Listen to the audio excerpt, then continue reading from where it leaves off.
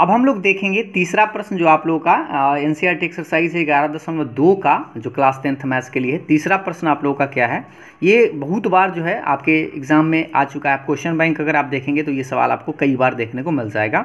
Construction में कि 3 centimetre त्रिज्या का एक वृत्त खींचिए, इसके किसी बढ़ाए गए व्यास पर केंद्र से 7 सेंटीमीटर की दूरी पर स्थित दो बिंदु P और Q लीजिए। ठीक है, 7 सेंटीमीटर मतलब उसको व्यास को बढ़ाएंगे और 7 सेंटीमीटर दूरी पर दो बिंदु लेंगे, एक P और एक Q। इन दोनों बिंदुओं से वृत्त पर स्पर्श रेखा खींचना है। तो चलिए हम आपको बताते हैं कि कैसे इसको खींचा जाए। तो सबसे पहले थोड़ा सा पेज को ऐसे कर लेते हैं ताकि आपको पूरा बढ़िया से दिख पाए। तो हमें क्या कहा है, 3 सेंटीमीटर का एक वृत्त बनाना है सबसे पहले। तो 3 सेंटीमीटर त्रिज्या का एक हम लोग वृत्त बनाते हैं। तो 3 सेंटीमीटर का हम लोग, ये आपका ये 3 सेंटीमीटर तो है ही, ठीक है। ये 3 सेंटीमीटर का हम एक वृत्त यहाँ पे खींच लेते हैं। ठीक है, इस तरह से हम एक वृत्त यहाँ पे ऐसे, याद रखिएगा थोड़ा सा ड्रॉ करने से पहले आपको ध्यान दे देना है, इसको नोक गरा लीजिएगा ताकि हिल डोल ज़्यादा ना हो। ठीक है, ये आपका 3 सेंटीमीटर त्रिज्या का एक वृत्त हम लोग खींच लिए। अब ये आपका सेंटर हो गया। अब क्या रहा था, ये जो सेंटर है यहाँ से इस व्यास है, तो मान लीजिए व्यास कहने का मतलब यहाँ से यहाँ आपका व्यास है, ये ठीक है, ये मिला देंगे। तो अब ये व्यास जब ऐसे मिलाएंगे तो इसको कहा है क्या है, उसके बाद समझिएगा कि 3 सेंटीमीटर त्रिज्या का एक वृत्त खींचिए। तो ये तो हम लोग खींच लिए।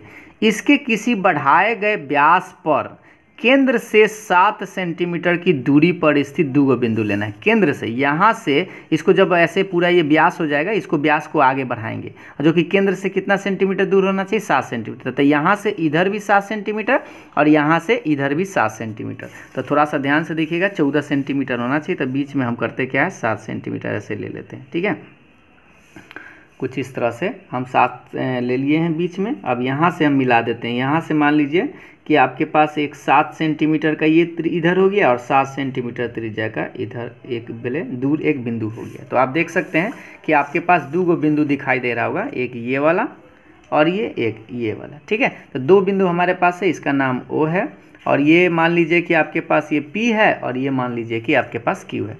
तो अब करना क्या है, इस बिंदु से भी इस पर स्पर्श रेखा खींचना है और इस बिंदु से भी इस पर स्पर्श रेखा खींचना है। ठीक है, क्योंकि व्यास ये था और इसको हम आगे बढ़ाए तो 7 सेंटीमीटर का, तो यहाँ केंद्र से ही 7 सेंटीमीटर है, ये भी केंद्र से 7 सेंटीमीटर है। ठीक है, अब करना क्या होगा, इसको और इसको एक बार समद्विभाजित करना है, फिर इसको और इसको एक बार समद्विभाजित करना है। तो ध्यान से देखिएगा, हम इस बिंदु को यहाँ से ध्यान देंगे, ये जो आपका बीच में है, इस बिंदु को और इस बिंदु को समद्विभाजित करने के लिए सबसे पहले हम इसको नोक कराएंगे, आधा से ज़्यादा लेंगे और इधर मार्क करेंगे। ठीक है, कुछ इस तरह से।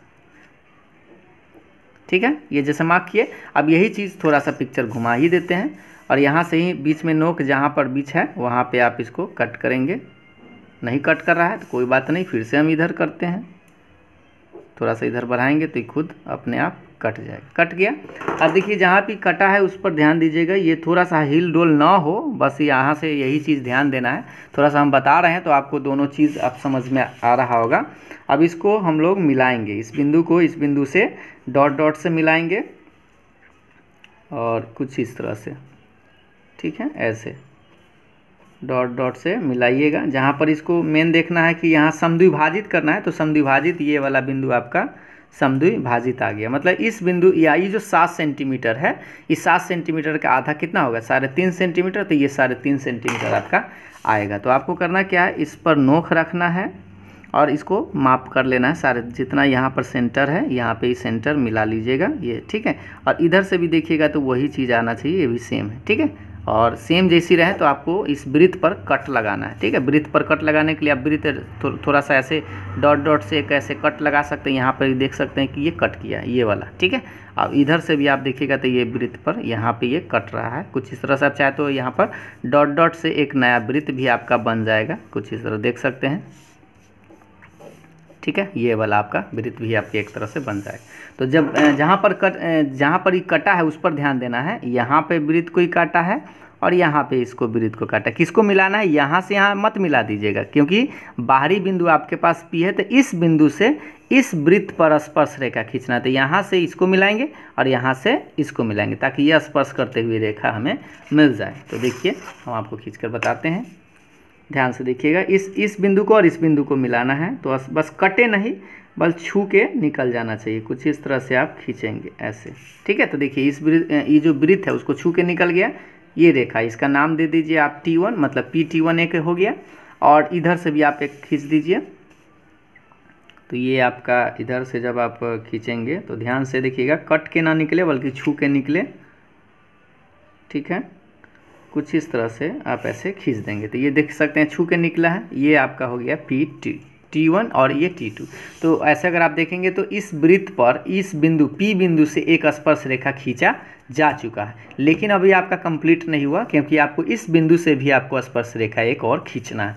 तो अब आपको करना क्या है, यहाँ जो जितना दूरी था इसको भी समद्विभाजित करना है, सेम उसी तरह से जिधर इधर किए हैं। अब इधर आइए, अब यहाँ समद्विभाजित करने के लिए आधा से आपको क्या करना है, ज़्यादा लेना है, फिर से नोक गिराइए और आधा से ज़्यादा लेके आप इसको इधर से आपको एक कट लगाना है। तो इधर से चाप, कट करने का मतलब चाप खींचना है। अब यहाँ से फिर से आप इस तरह से यहाँ से लेकर एक चाप खींचिए, थोड़ा सा ही इधर उधर होता है तो आपका पिक्चर जो है थोड़ा सा इधर उधर हो जाता है। बस ध्यानपूर्वक आपको ये सब पेंसिल से करना है, पेन से नहीं, ठीक है। तो ये आपका बिंदु हो गया और ये आपका एक बिंदु। अब इसको उसी तरह से सेम तरीका से जो पहले मिलाए थे वैसे ही मिलाइए। तो इसको जब मिलाएंगे डॉट डॉट से ही मिलाइएगा, तब कि आपको रेखा खींचना नहीं है बल्कि मेन आपको समद्विभाजित बिंदु पता करना है। इस तरह से यहाँ पर आप देख सकते हैं कि समद्विभाजित बिंदु ये वाला, ठीक है। अब जैसे ही ये समद्विभाजित बिंदु हमें मिल चुका है तो अब आपको करना क्या है, इस पर नोक रखना है बीच में और इसको देखना है कि दोनों बराबर बराबर हुआ कि नहीं। इसको ये बराबर को देख लीजिएगा, ई वाला जितना इधर है उतना ही इधर आपका होना चाहिए, ठीक है। ये उधर है उधर, ठीक है। एक बार फिर से आपको दिखा देते हैं थोड़ा सा बढ़िया से। ये नोक रखना है, इधर से भी देखना है और इधर से भी देखना है, ठीक है। ये और ये दोनों इक्वल होना चाहिए और इक्वल कर लीजिएगा। और उसके बाद आपको यहाँ पे नोक रख के वृत्त को कट करने का प्रयास करना। ये ऐसे डॉट डॉट से एक वृत्त आपको ऐसे खींचना है, ठीक है।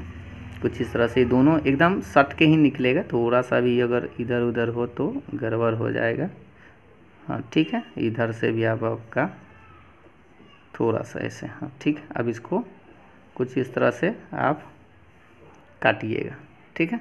डॉट डॉट से ही मिलाइएगा क्योंकि आपका ये वृत्त का काम नहीं है बल्कि ये डॉट डॉट से इस वृत्त को जहाँ पर कट किया है, इधर से भी जो इसको कट किया है उस बिंदु पर ध्यान देना है।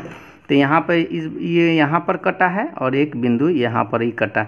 इस बिंदु को इस बिंदु से मिलाना है और इस बिंदु को इस बिंदु से, ना कि यहाँ से आप इसको मिला दीजिएगा, ठीक ना, क्योंकि यहाँ से आपको स्पर्श रेखा खींचना है। तो यहाँ से आप खींचिए।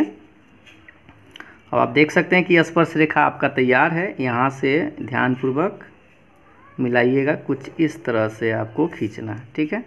ये आप T1 T2 हो गया है तो यहाँ पर आप T3 दे दीजिए और इधर से भी एक खींच दीजिए।